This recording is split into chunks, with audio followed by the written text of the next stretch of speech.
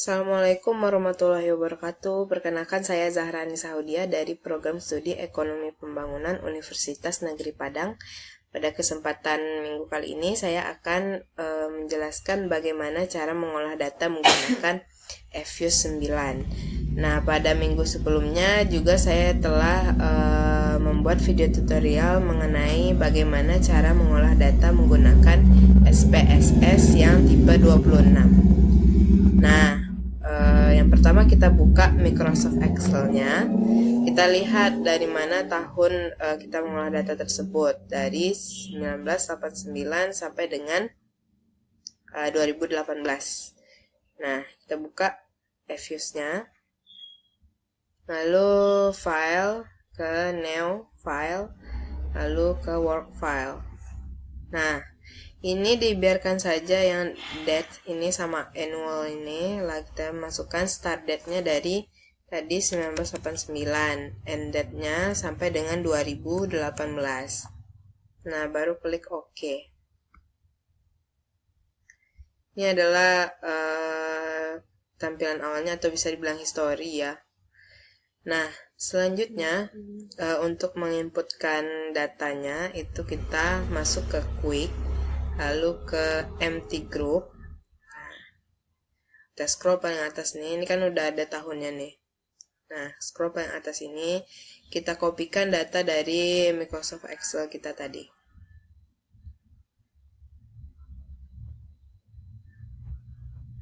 Kita copy aja.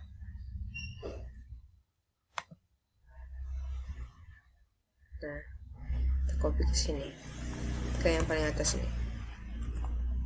Nah, seperti ini. Ini adalah data kita yang akan kita olah.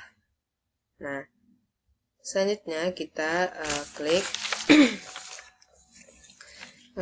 kita buat name-nya. Sini name-nya nggak apa-apa, grup 1 aja. Oke. Nah, maka dia akan muncul di sini. Ini di close dulu ya.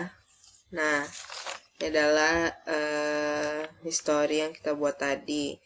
Nah, ketika datanya sudah terinput ya, kayak tadi ya, yang grup 1 ini, maka kita itu bisa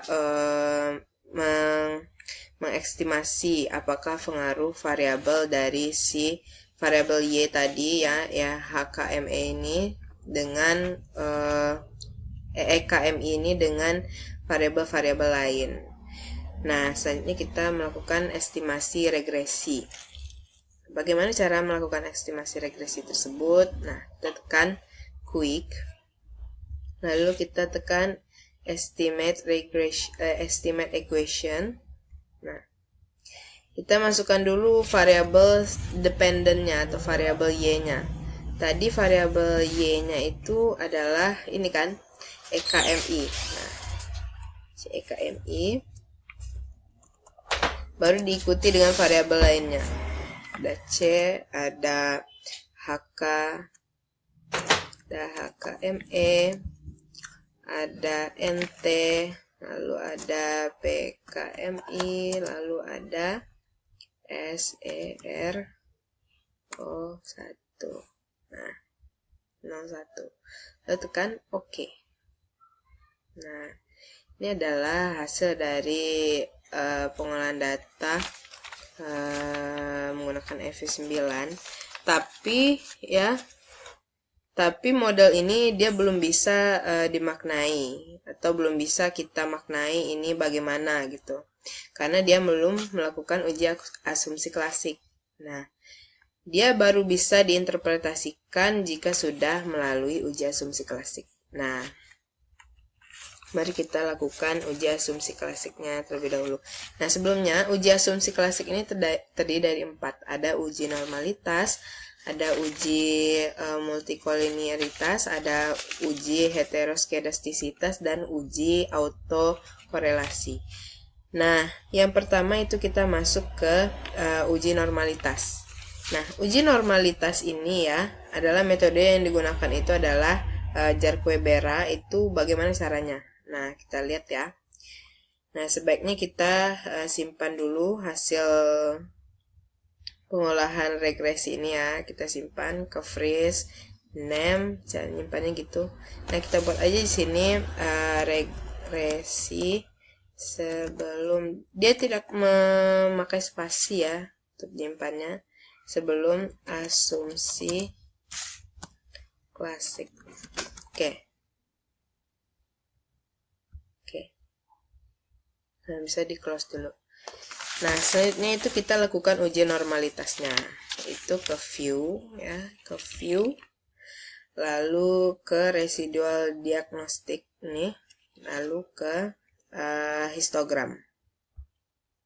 Nah, ini adalah uji normalitas. Baru kalau sudah tampilan seperti ini baru bisa kita maknai. Nah, ini maknanya apa? Kita lihat di paling bawah ini. Ini nama metodenya adalah Neijar-Quebera ya. Kita lihat probabilitasnya. Probabilitasnya adalah 0,53 sekian. Berarti dia lebih besar dari 0,05. Nah, jika dia lebih besar dari 0,05 ya, berarti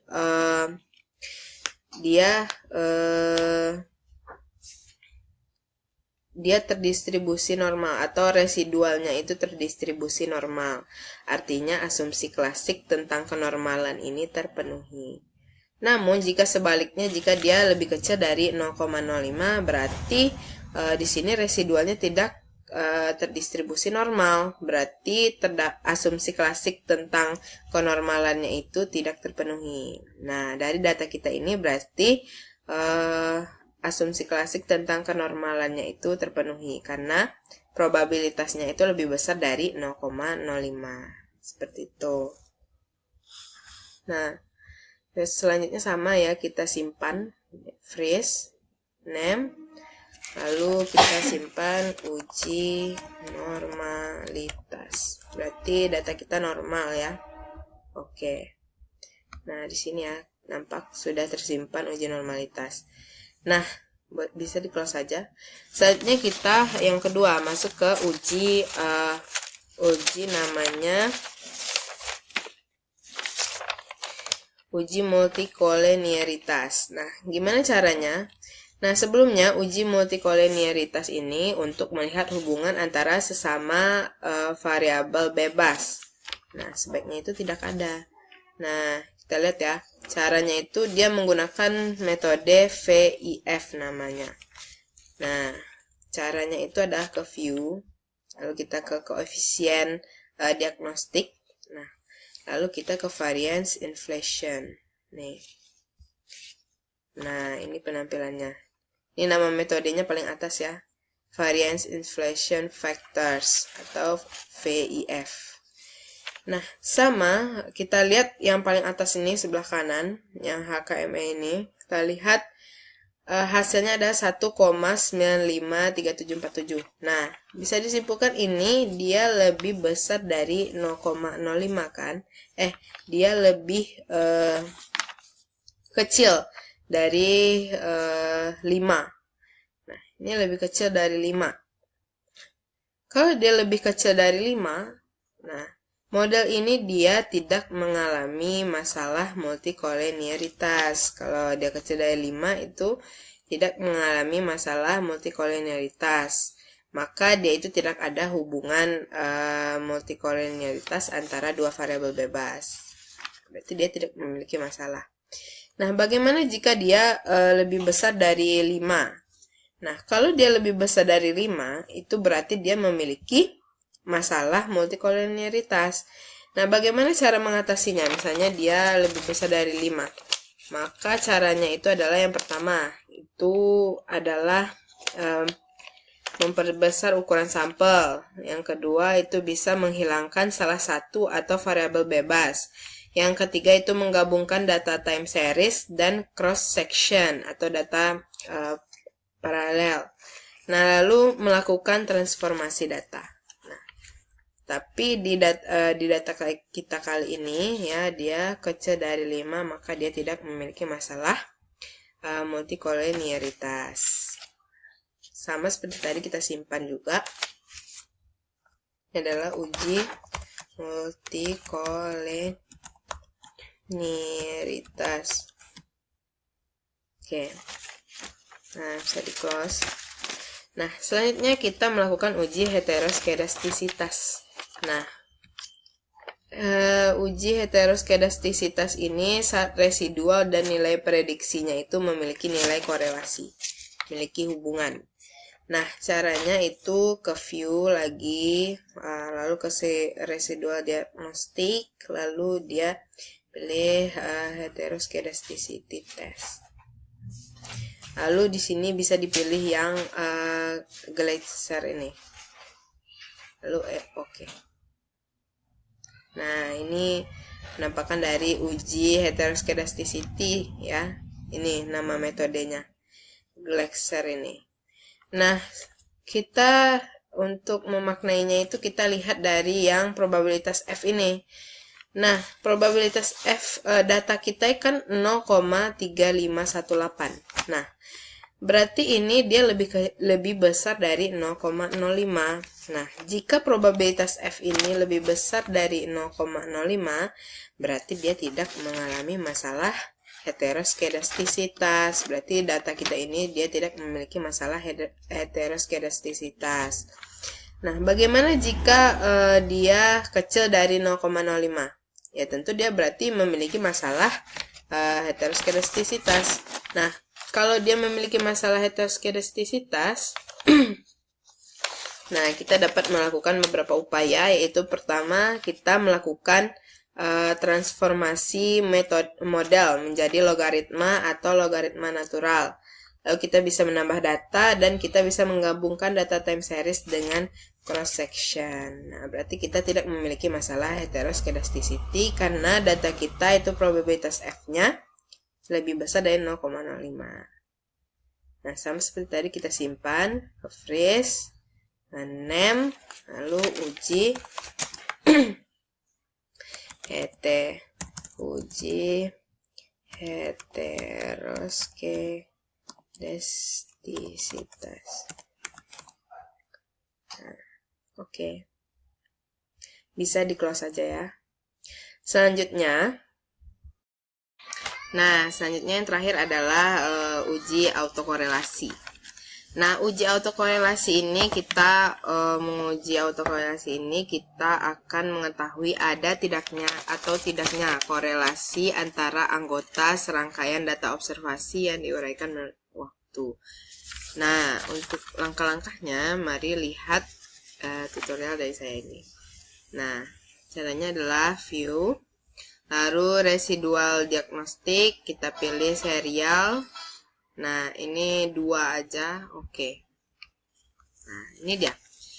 Kita lihat data kita ini, yang paling atas ini adalah metodenya, itu Brush-Godfrey serial correlation. Nah, kita lihat di seperti biasa probabilitas F-nya. Ini 0,6998. Nah, bahwa kita bisa ketahui itu dia lebih besar dari 0,05 kan?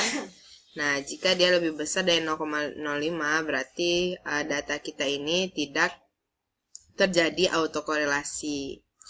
Nah, berarti dia tidak ada masalah di autokorelasi. Nah, bagaimana jika probabilitas F-nya ini lebih kecil dari 0,05? Berarti data tersebut dia terjadi masalah autokorelasi. Nah, jika dia terjadi masalah autokorelasi, nah, itu ada beberapa cara mengatasinya. Yang pertama itu adalah melakukan transformasi model menjadi regresi logaritma atau regresi natural. Nah, yang kedua itu kita bisa merubah datanya. Nah, berarti di data kita ini tidak terjadi masalah autokorelasi. Nah, seperti tadi kita simpan. Nah, name uji autokorelasi. Nah, maka kita sudah selesai untuk menguji asumsi klasik. Maka data-data kita tadi itu bisa dimaknai ya. Berarti data-data kita itu dia tidak terjadi masalah maupun di uji autokorelasi, di uji heteroskedastisitas, uji multikoliniaritas, uji normalitas. Nah, berarti data kita ini normal dan layak untuk dijadikan bahan sebagai penelitian. Nah, sekian yang dapat saya jelaskan pada kesempatan minggu kali ini. Saya akhiri dengan terima kasih. Assalamualaikum warahmatullahi wabarakatuh.